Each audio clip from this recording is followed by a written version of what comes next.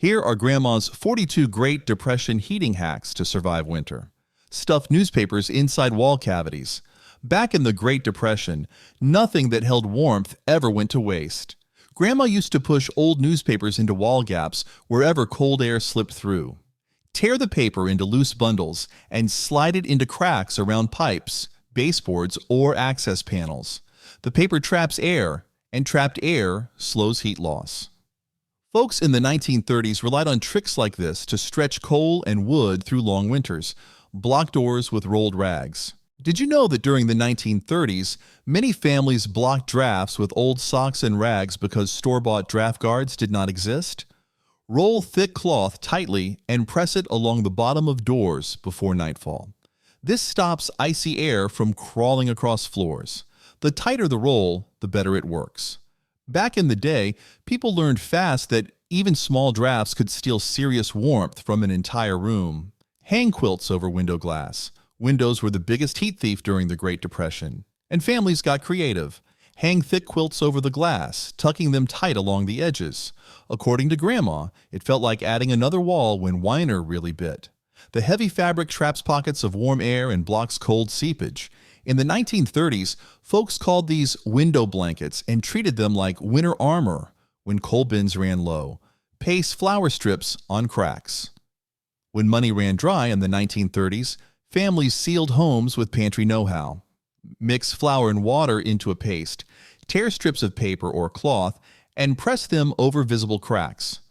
Once dry, the strips harden and block airflow. During the Great Depression, this homemade sealant stood in for real repairs. It looked rough, but it stopped cold winds from whistling through bedrooms when fuel had to be saved. Drape burlap over attic hatch. Heat rises, and during the Great Depression, families could feel it leaking straight into the roof. Cut burlap or thick fabric larger than the attic opening and drape it tightly over the hatch. Weight the edges with boards or books. The rough fabric catches warm air and slows escape.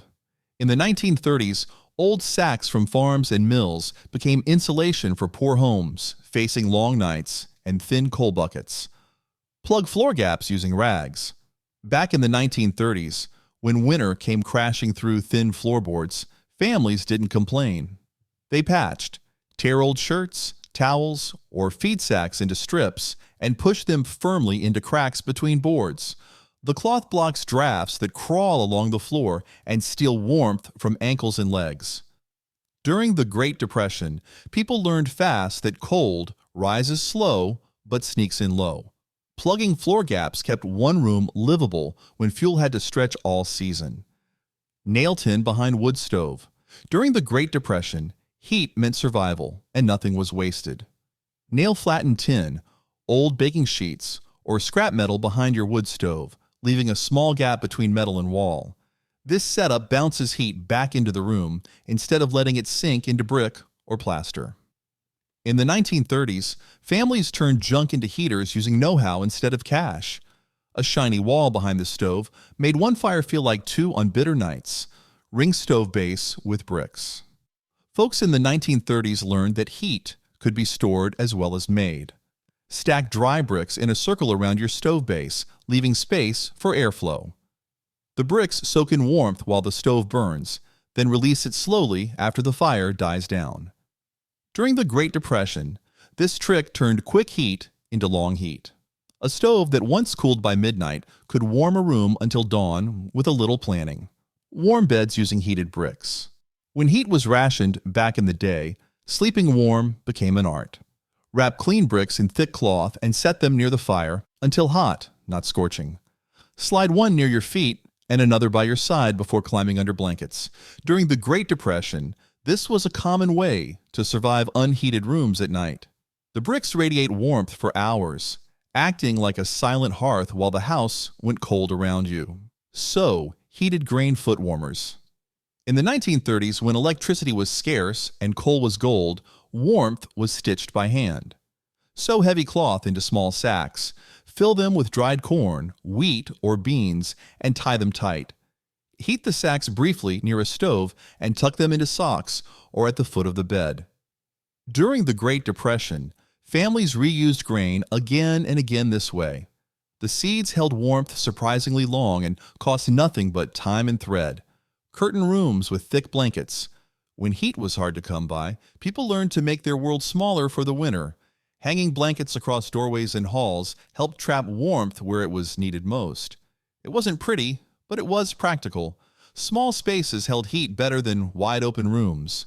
Instead of fighting the cold everywhere, families focused on staying comfortable in one or two areas that truly mattered. Leave winter in kitchen. In cold months, the warmest place became the center of life. Chairs were pulled close to the stove, homework happened at the table, and socks were mended by firelight. No one bothered heating rooms they didn't use. Living where the warmth lived just made sense. It was easier to gather together than waste fuel fighting empty spaces. Warmth, not square footage, decided where life unfolded. Cooked daily on wood stove. A working fire did more than cook meals. It dried the air, warmed cold fingers, and made the house feel alive. Keeping something gently going on the stove kept both people and food ready. Even simple cooking gave off precious heat. A single fire handled more than supper. It worked as the heart of the household, giving back warmth every time someone lifted a lid. Crack oven after baking. Once the food came out, the heat did not have to go with it. Grandma said that opening the oven door let warm air drift into the room instead of escaping unused. It was a quiet way to make a kitchen more comfortable without burning anything extra. A few minutes made a difference. Little habits like that helped stretch what little warmth there was and made evenings feel just a bit softer. Store kindling inside daily. Wood that sits in the cold stays cold. Bringing kindling into the house gave it time to dry and warm before morning. That meant fires caught easier and rooms warmed faster. A neat stack by the stove was more than decoration. It was a promise of heat to come. Cold mornings were manageable when yesterday's work left today's fire ready to light. Burn twisted newspaper fuel. When wood ran low, families turned everyday paper into heat. Twist full newspaper sheets tightly from corner to corner, then stack the rolls like cordwood near the stove. These burn hot and fast, perfect for starting fires or boosting a dying flame. Paper catches quickly and helps kindling take hold. It was not fancy fuel, but it worked. A stack of papers could warm a kitchen long enough to cook supper and fend off frost. Press coal dust into blocks. Coal crumbs were never thrown away when heat mattered. Sweep up dust in small chips, mix them with a little water, and press the slurry into firm blocks using a simple mold or coffee can. Leave them to dry completely before burning. Once hardened, they burned slowly and steadily. This simple recycling habit turned nuisance dirt into winter fuel. Nothing that could warm a house was wasted when the fire was the only comfort in long nights. Burn corn cobs and manure. Did you know farmers once burned corn cobs and dried manure when firewood disappeared? This old practice worked because dried waste still holds plant fibers that release heat when burned. Corn cobs stacked well and lit easily, while manure was shaped into patties and dried until hard. Combined, they provided steady warmth when wood was scarce. It was not pleasant work, but it kept families alive through brutal winters when fields offered more than empty barns. Light kerosene lamps for warmth. A kerosene lamp did more than light a room on dark nights. Set safely on a stable surface, it gave off a steady, gentle heat that took the edge off cold air.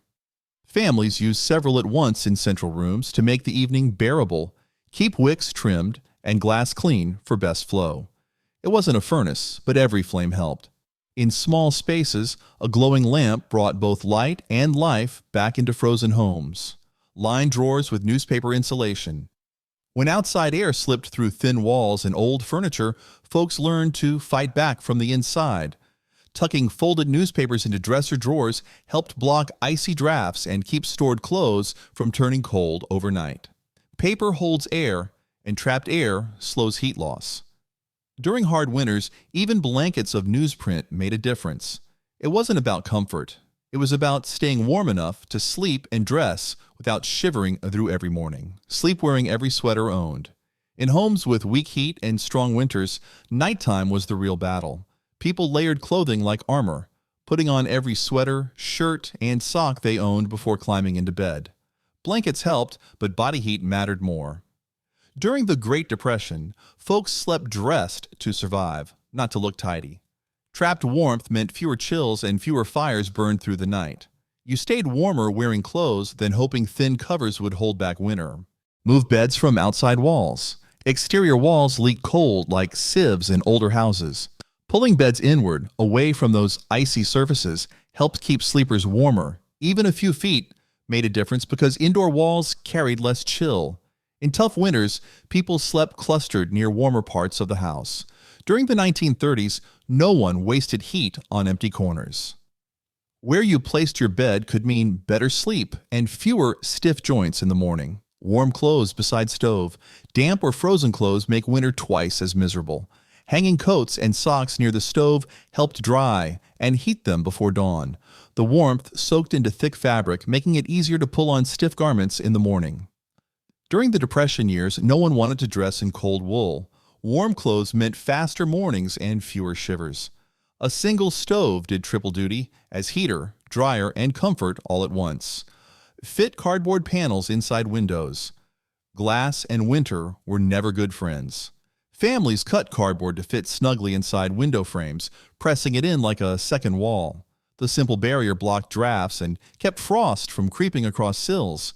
During the Great Depression, cardboard stood in for what money could not buy. It wasn't lovely, but it held warmth inside. Every sealed inch mattered when fuel was thin and daylight was short. Grease window seams with fat. When cold air slipped through cracked window frames, folks used what little they had to block it. Melt bacon grease or saved fat just enough to soften it. Then rub it firmly along window seams using a cloth or your fingers. Push it deep into cracks where air sneaks in. The fat hardens slightly and seals gaps like wax. It may look rough, but it cuts drafts fast. During lean winters, sealing windows meant saving fuel and keeping rooms livable. Stuff chimney flues with paper. When the stove went cold for the night, warm air escaped straight up the chimney. Tear newspaper into long strips, twist them loosely, and stuff them into the flue, opening once the fire is completely out. This blocks rising heat and stops cold air from falling in. Be sure to remove every piece before lighting the next fire. Families did this nightly to hold precious warmth indoors. One newspaper could mean a warmer morning without burning extra fuel. Dry firewood indoors before burning. Wet wood wastes fire. Bring each day's supply inside and stack it near, not against, the stove. Turn logs every few hours so moisture escapes. Dry wood lights faster and burns hotter. During hard winters, families warmed tomorrow's fire with today's heat. This saved matches and prevented smoky fires. Never pile wood too close, or hazard follows. Keep it just warm enough to dry. Preparing fuel ahead made cold mornings easier and fires kinder. Use sunlight before sealing doors. Before closing off rooms, open curtains and let sunlight work for you. Sunlight warms floors, walls, and furniture naturally. In the afternoon, once heat settles in, seal doorways with blankets or boards. Grandma said that this traps warmth gathered freely all day. People knew to harvest daylight before night arrived. Even short winter sun could help. It cost nothing and paid back warmth. Let the house drink in light before you shut away the cold for evening. Line floors beneath rugs. Cold floors drain warmth without mercy. Lift rugs and layer newspaper, burlap, or cloth underneath before laying them back down. Work from edges inward, smoothing as you go. This creates a barrier between bare boards and feet. During tough winters, families padded floors like beds. Every layer trapped heat. Rugs stopped being decoration and became insulation. If air moves under you, it steals warmth. Block it, and rooms grow kinder with every step taken.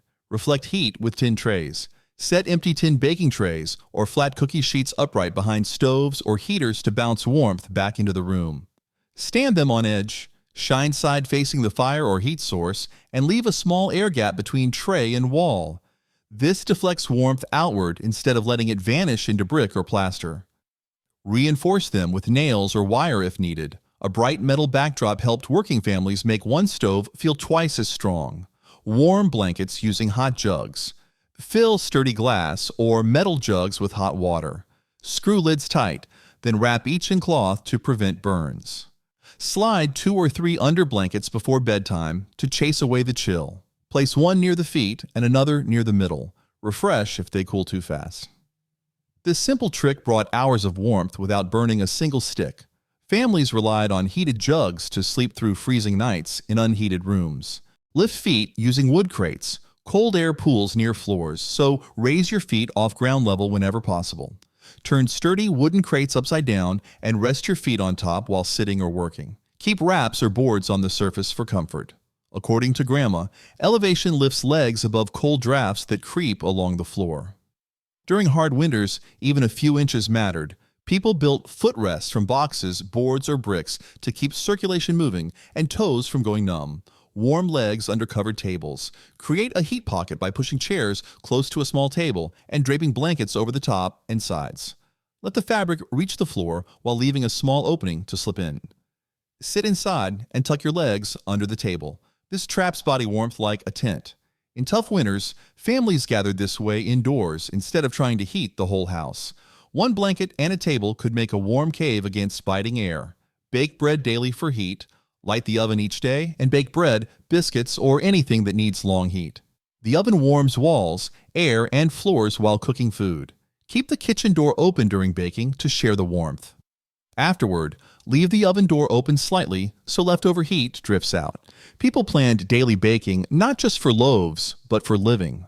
One hot oven fed bodies and houses alike when heat could not be wasted. Simmer soup all day. Keep a heavy pot on the stove from morning until night, even if it only holds water, bones, or scraps.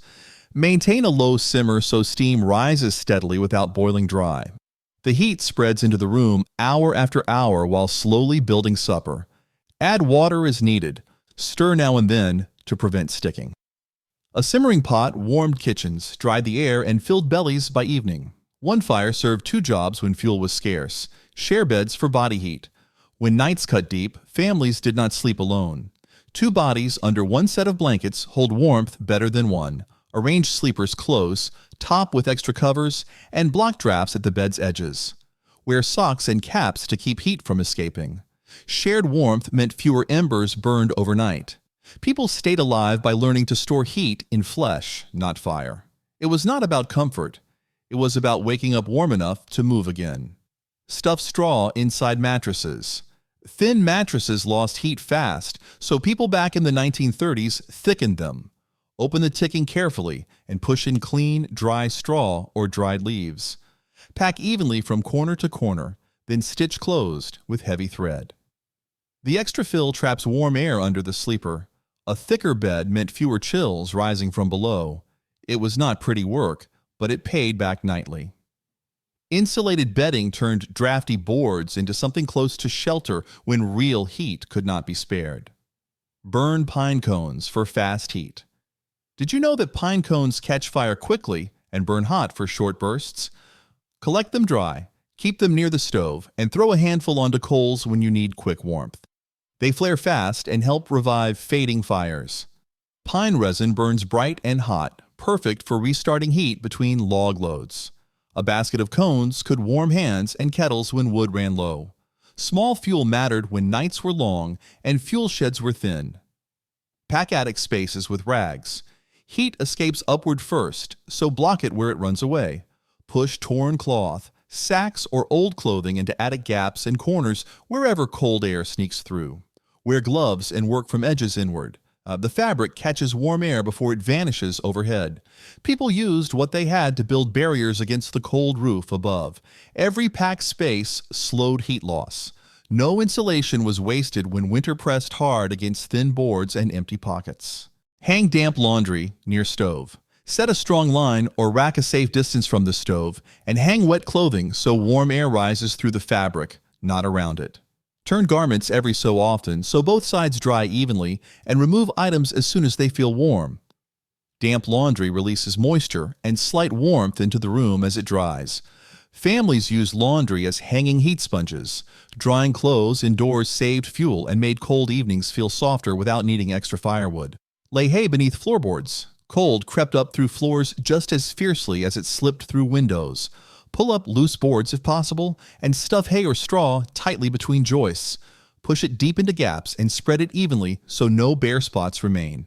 Replace boards firmly once filled. This layer traps air below the living space, holding warmth where it belongs.